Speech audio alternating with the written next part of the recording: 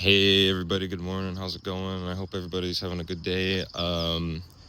So I just wanted to touch base on the car and the updates that are coming to it.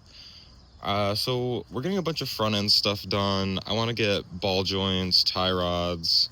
I need an O2 sensor. I need control arm bushing and a control arm bushing on that side and probably that side, so I'm just going to order two. Basically two of everything. Spark plugs are going to be done in it because I don't know when the last time those were done, and it's been a year, so well, close to a year anyways. But yeah, we're going to have a whole bunch of parts to be thrown into this bad boy, and I'll have a few videos coming out. It'll probably be during the summer, maybe a few months from now or a month from now.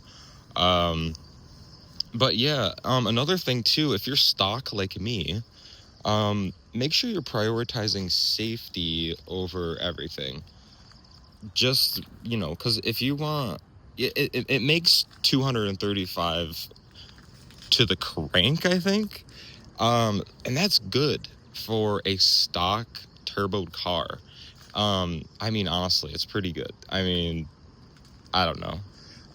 In my opinion, that's pretty damn good, especially for this year car. I mean, it competes with the Golf Type R or the Golf R, I think, and a few others out there.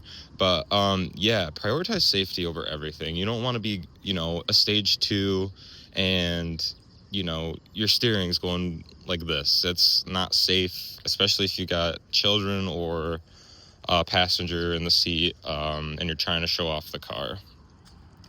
But yeah, so yeah, make sure all that shit's good to go before you get a modification, or modifications. But yeah, hope you guys enjoyed the video. Have a good one.